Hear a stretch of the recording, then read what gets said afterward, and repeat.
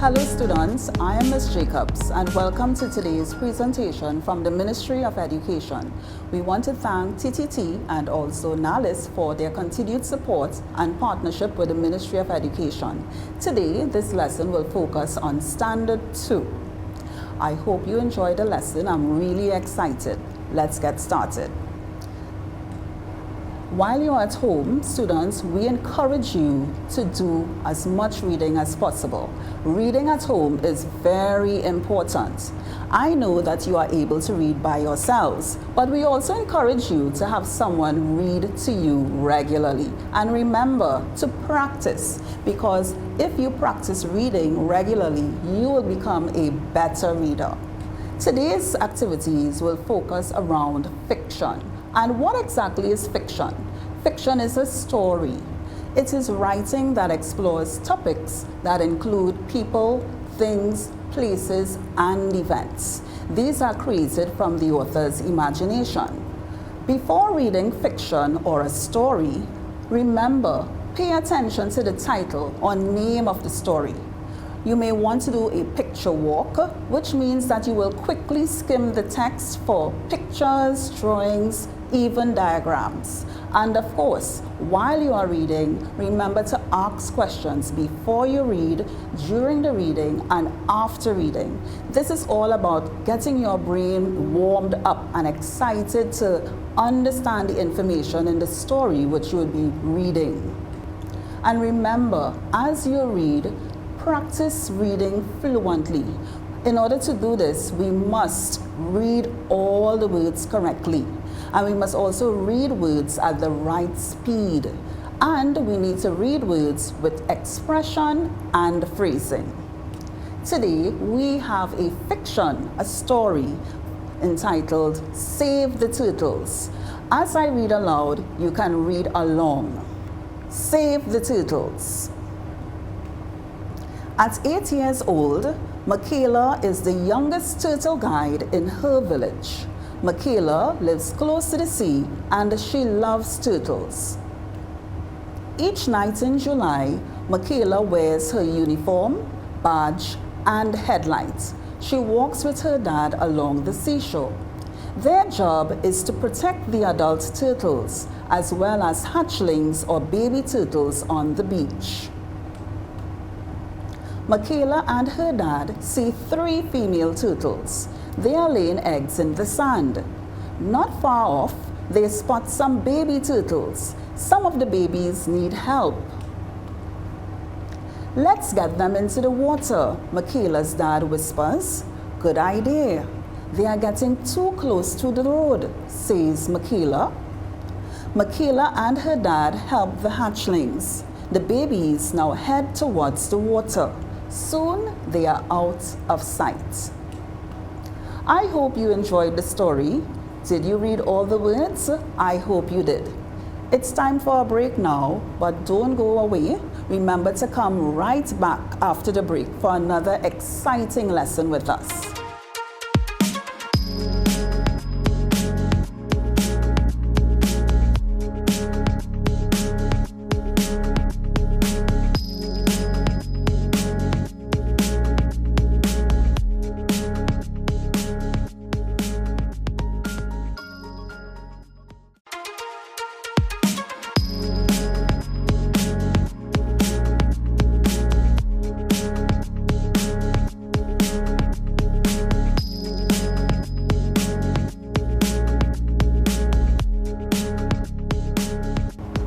Welcome back, students, to our second lesson, and now we'll be looking at phonics.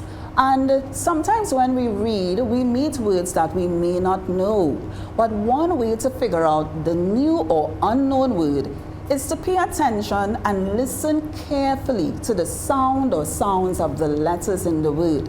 Today, we have a special group of letters which we are going to focus on, and they are known as the vowel digraphs. I'm sure you would have heard about those letters already. Let's take a look at the passage once more. I am sure you are now seeing some words which are highlighted. They are in a brown color. I am going to read the sentence in which each of these words occur. and I'm going to name the word that we will be focusing on in our lesson. Michaela lives close to the sea and she loves turtle. So our word sea is highlighted there. Michaela and her dad see 3 female turtles. The word highlighted, it's 3.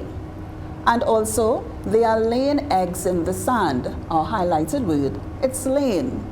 And the last word in the passage for us to pay attention to, good idea, they are getting too close to the road. The last word, it's road. These words have the special elements which we are going to focus on today.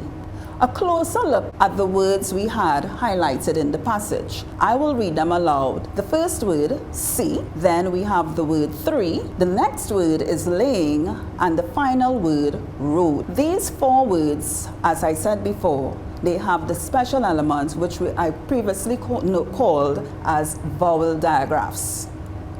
And all of the letters which we want to pay attention to have been highlighted in the brown color. Do you remember what letters are those letters highlighted in the brown color? Think about it. Did you say vowels? Of course you are right. They are all vowels. Now, say the words to yourself again and listen carefully to the sounds that each of those vowels make together in the word. What do you notice about the sounds of those vowels together?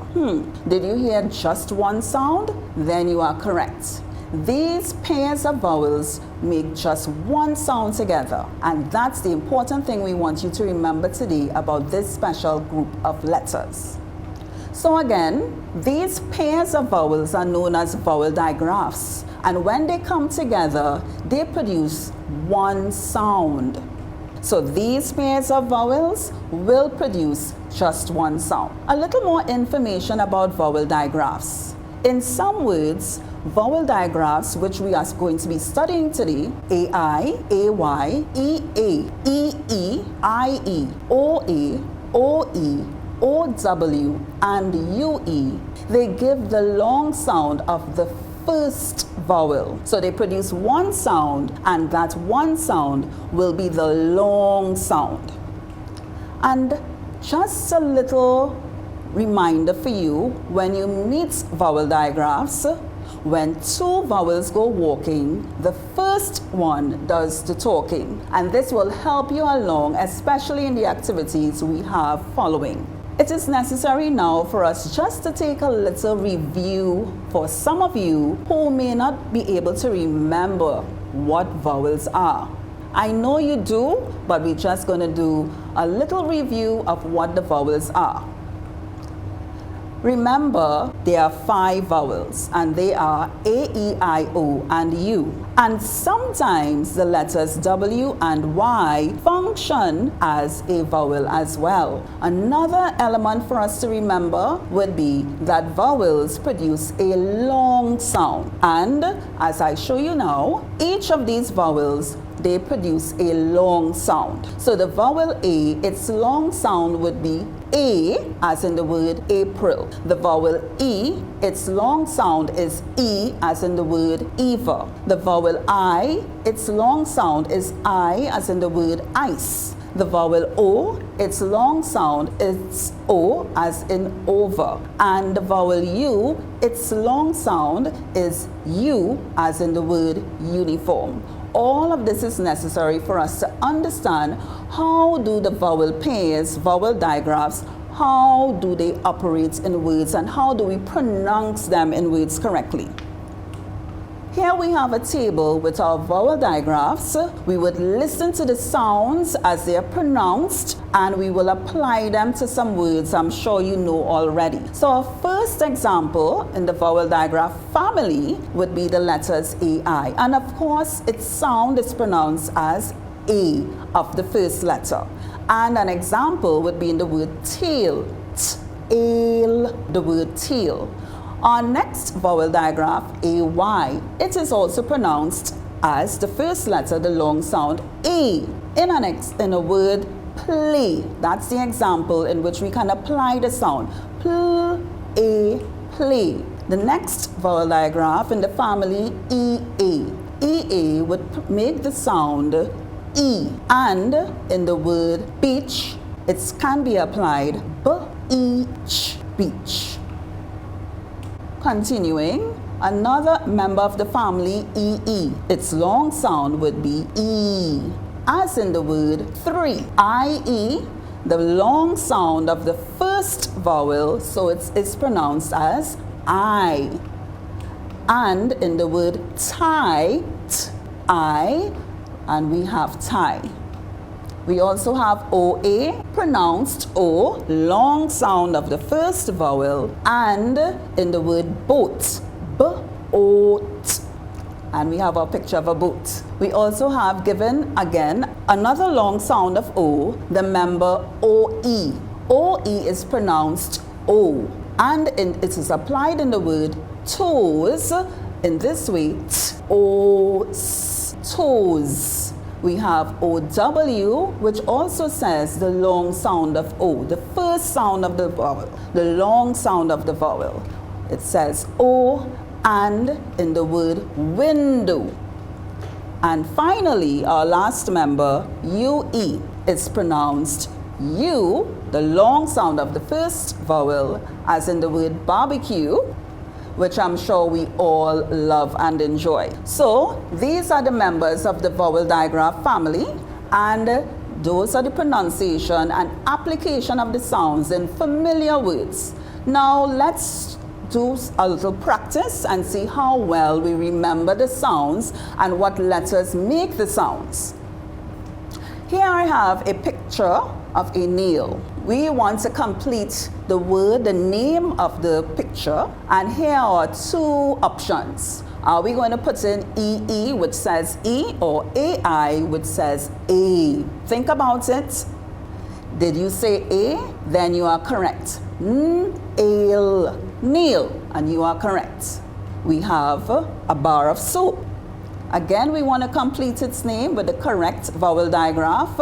Are you going to put the vowel digraph UEU or OAO? Soap. Did you say O? Yes, you are correct. Good job. Let's try another. A box of tissue.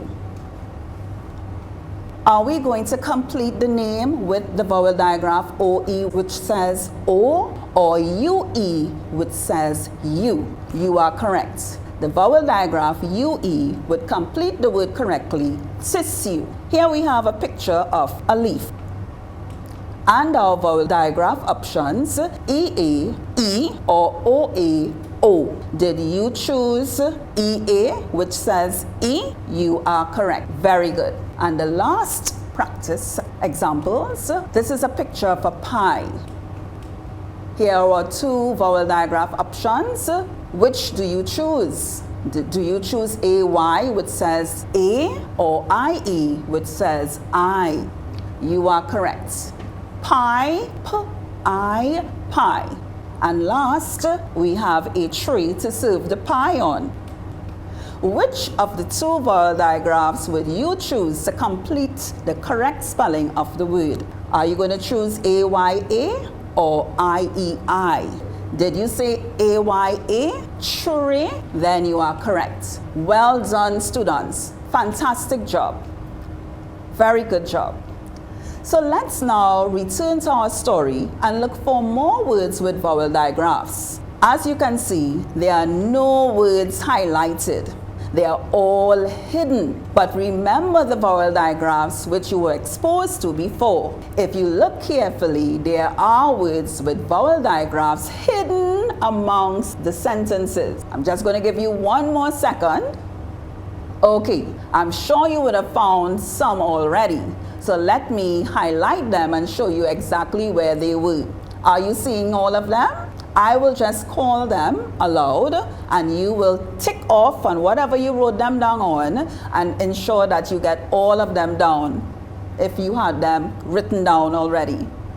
So here we have Michaela, C, each, seashore, beach, C, 3, laying to the end, need, road, and says. 11 words were hidden in the passage and they all had that special elements within them, vowel digraphs.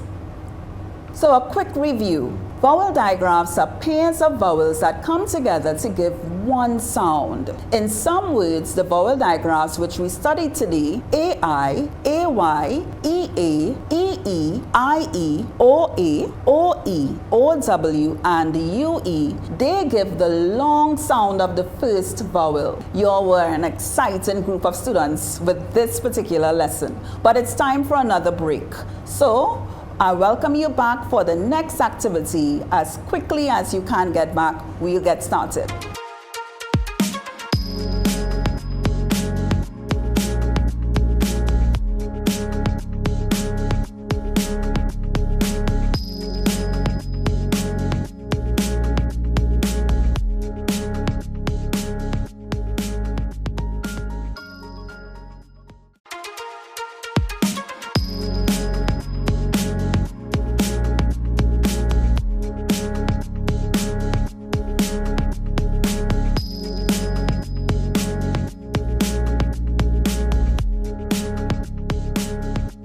Welcome back, students, to activity 3, and we are going to be paying attention to syllabication. And in this lesson, we are going to focus on a special pattern which is known as the Consonant and Le pattern. And this is very important for us because, again, sometimes when we read, we meet words that we may not know before, and by knowing about how to break words up into syllables, we can work out the meaning of a new word by looking at the parts of the word. So let's use syllabication today to help us decode and read new words.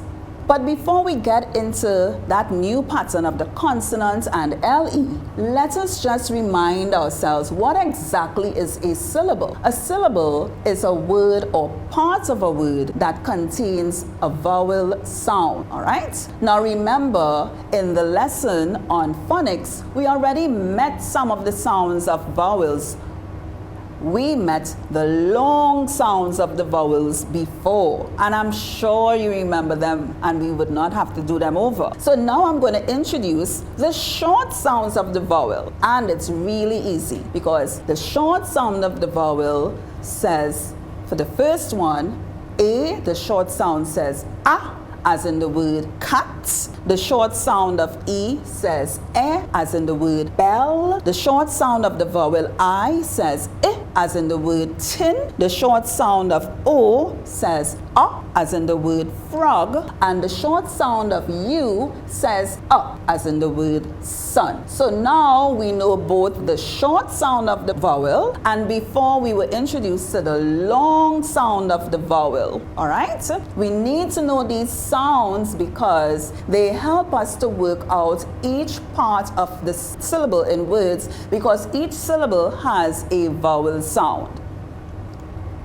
And we also need to be reminded about what letters are consonants. And these letters here are consonants. But remember, sometimes the W and Y, yes, they are consonants, but sometimes they function as vowels.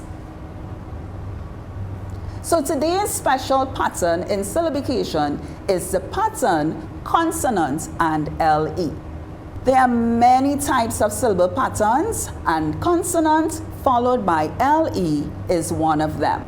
So here we have words which end with the pattern in focus today, and it is words which have a consonant and LE. So I am going to say the words aloud, and you are going to look at each word, and you will see the consonant highlighted, and LE, there's a little line under them, okay? So table, BLE, candle, consonant D and LE, giggle, consonant G and LE, people, consonant P and LE, circle, consonant C followed by LE, rifle, consonant F followed by LE, ankle, consonant K and LE, and bottle, consonant T followed by LE. So we are already seeing that pattern in the words.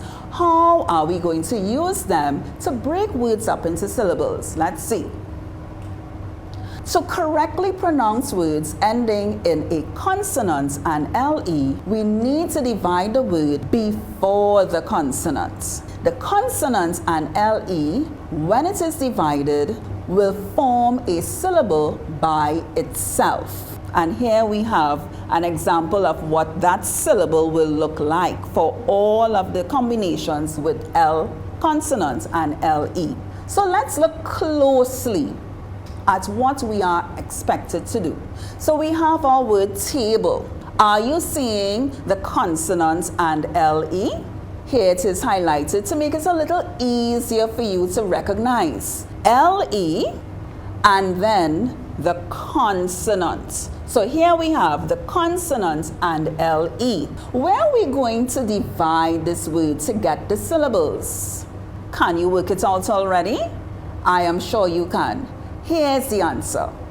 We have the word cut between and just before the consonant B followed by LE. So our first syllable, it's T, and the BLE forms a syllable by itself, and it is pronounced B.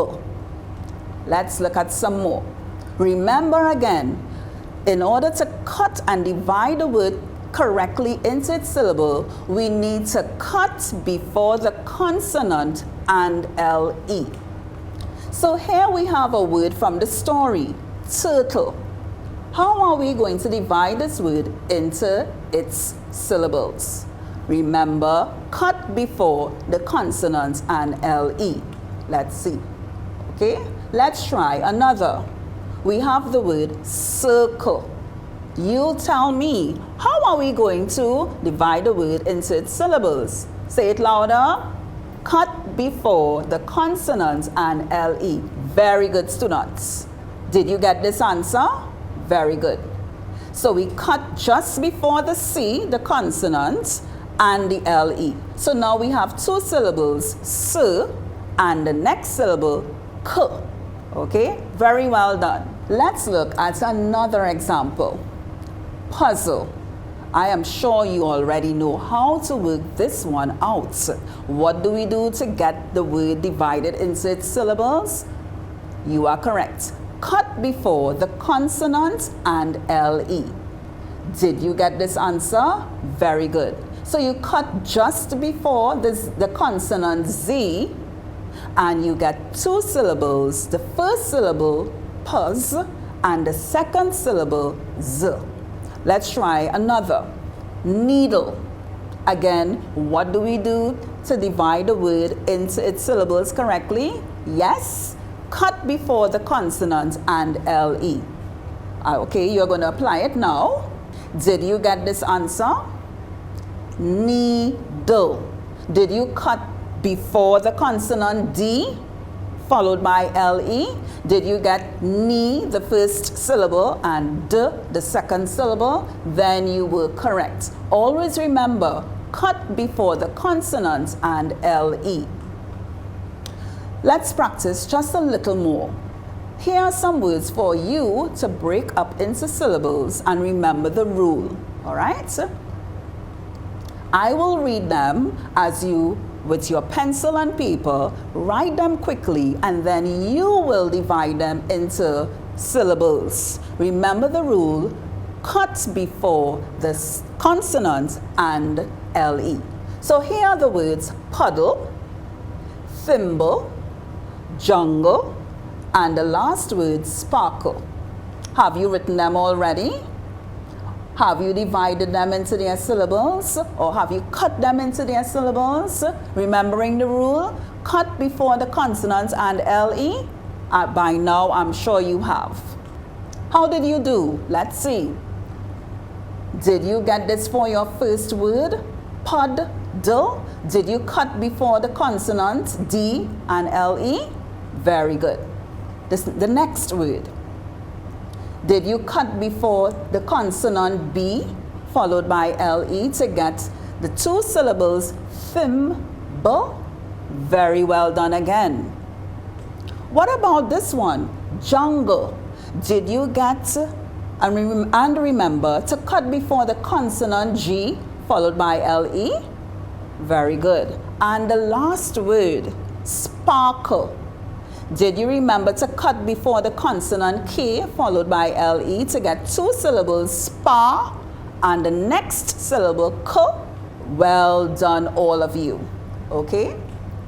Now, again, it's very important for you to remember, this is just one pattern, that when we read words which end in a consonant and LE, remember that if you cut or divide a word before the consonant and LE, you're actually going to break it up into a syllable and its other parts. And that will help you to pronounce the word correctly.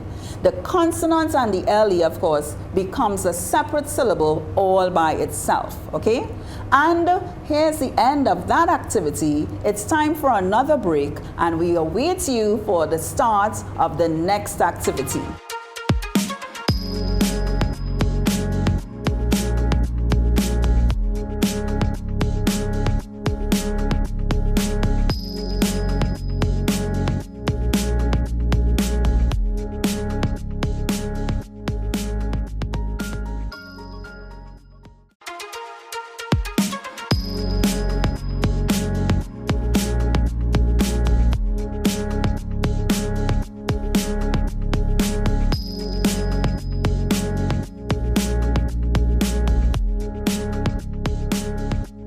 Welcome back, students. It's so good to have your attention once again for activity 4. And in this activity, it will be a vocabulary lesson, and we will be paying attention to multi-meaning words, okay? And what exactly are multi-meaning words? Multi-meaning words, as the name suggests, are words which have more than one meaning, okay? So we are going to look at some multi-meaning words, starting with this multi-meaning word, and we are going to be looking at the different meanings of the word and use them in sentences so that we can understand the different meanings. So our first multi-meaning word, it's the word head. And its first meaning, head, means a part of the body. And as you can see, from our story, we have the statement, Michaela wore a hat on her head. And its position, of course, at the top of her body. All right, and remember the hat on her head, it was part of her uniform. All right, the second meaning of the word head, it means to move in the direction of. And remember from the story, the hatchlings head towards the water, which means that they were moving in the direction of the water, okay? They were not going away from the water, they were going towards the water, all right? Our next multi-meaning word, and I'm sure you have used this word many times, spot, all right? The first meaning we have here, spot is really a small mark on a surface, all right? And in the sentence and with the picture, there is a red spot on the wall, all right? So it's a small mark we would see on surfaces. The next meaning of the word spot, it means to see. And from the story again, Michaela and her father spot some baby turtles. So they see or they take notice of some baby turtles, and they're looking at it with their eyes, okay? All right, so different meanings according to the context in which they are used. We have another multi-meaning word, fly. And of course, the first meaning would be very familiar to us. It's an insect, and we have all seen these insects around. And the fly laid many eggs in our sentence, and we see the picture of the fly, the house fly. And the second meaning, fly, it means to move through the air.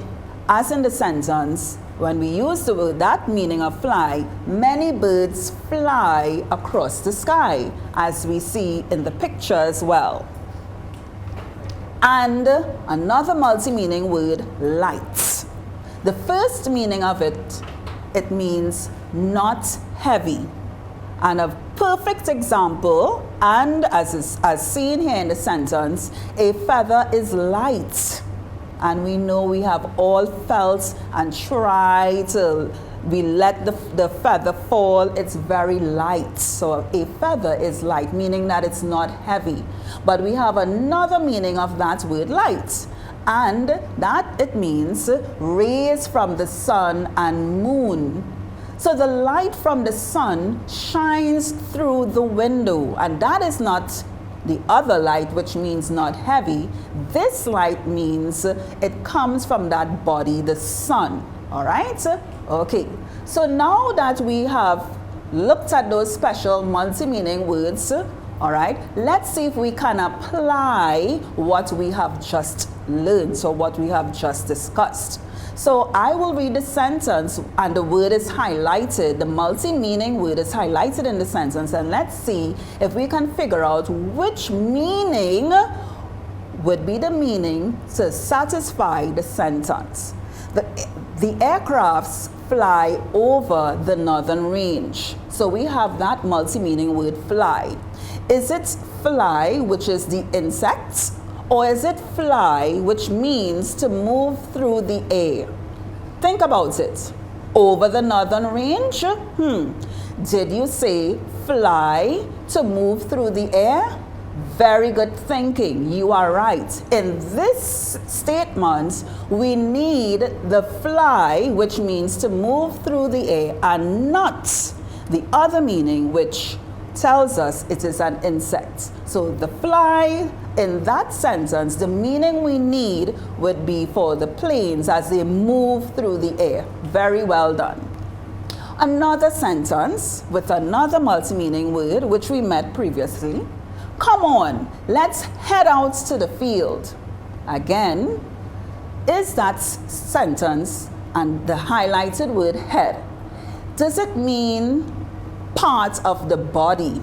Would it be that meaning in the sentence there, to go out to the field, we think about the parts of the body? Or is it the meaning that we have to move in the direction towards the field? I think you know which meaning we should choose.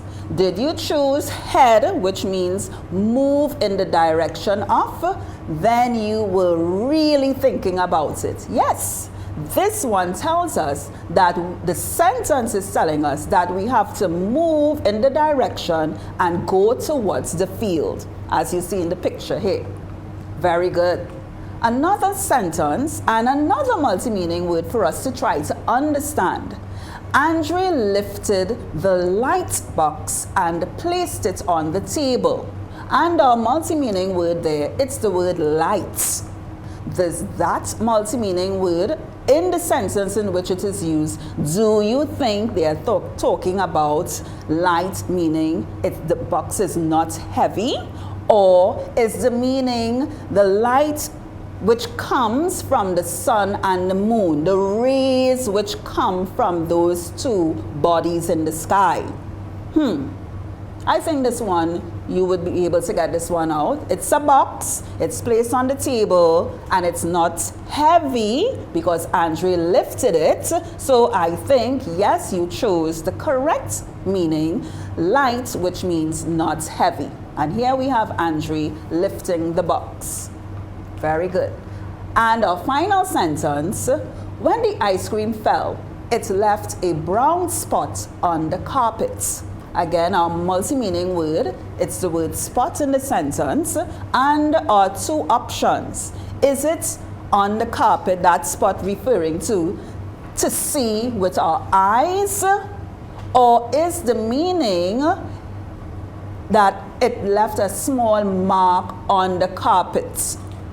Did you say it left a small mark on the surface? Did you choose that meaning? Then you were absolutely right. I think that ice cream was chocolate ice cream, because that small colored mark, it's brown, okay? So we have to be careful. So spot in this instance means a small mark on a surface, on the carpet. Very good thinking, students. Good job. And remember, multi-meaning words are words which have more than one meaning. We need to understand the meaning of words based on the context in which they are used. It's time now for another break, but when you return, we will be doing our final activity. Remember to come right back.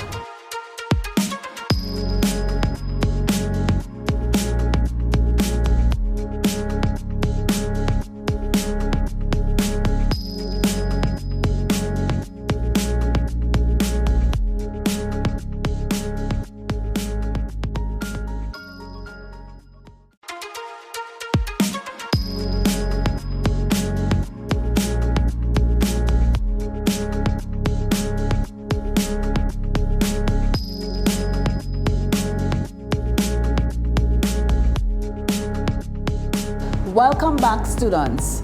I am having a really wonderful time going through these activities with you. I hope that you are learning so much from them. This is our final activity. We are now going to do a reading comprehension activity. And we need to understand fiction. As I said, a fiction is a story. We need to understand these types of text when we read. And we need to apply comprehension skills and strategies so that we can make meaning of and use these texts in a certain way when we read them. In this lesson, we will explore one strategy which is very important for you to know. You need to be able to identify causes and effects. What does cause mean?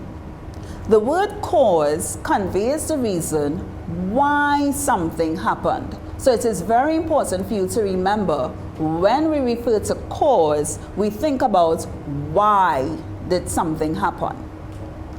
What does effect mean? The word effect refers to what happened as a result of the cause. What happened? And the clue word here will be what. Let's look at some examples.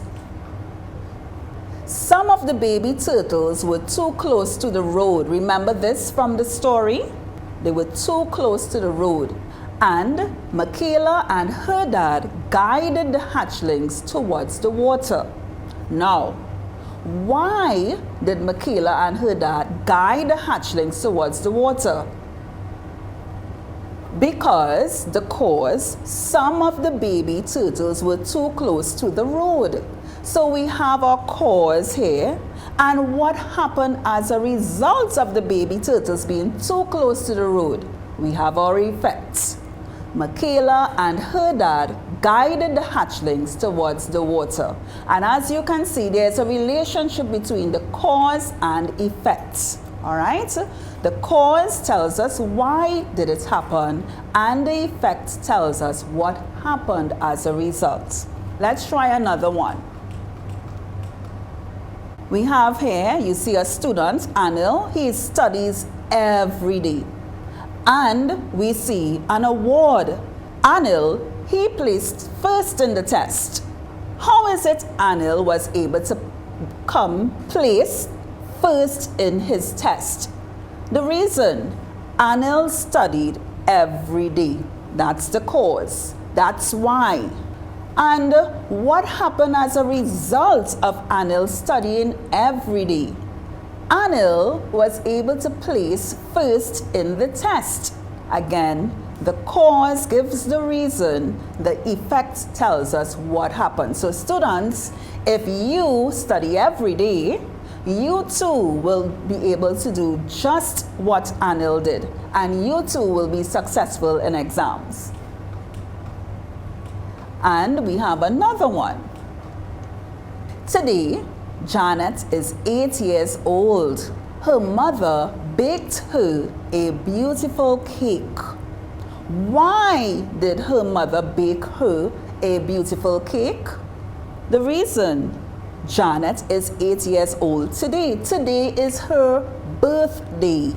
All right? What happened as a result of Janet becoming 8 years old today? Her mother baked her a beautiful cake. So we have the cause, why did it happen, and the effect, what happened as a result. Let's practice. I want you when the statements are shown, to think about which one is the cause and which one is the effect. Remember the clue words. The cause, what's the clue word for the cause? Why, the reason. And what would be the clue word for the effect? It would be what. Or even if you want to add another word, what happened, okay?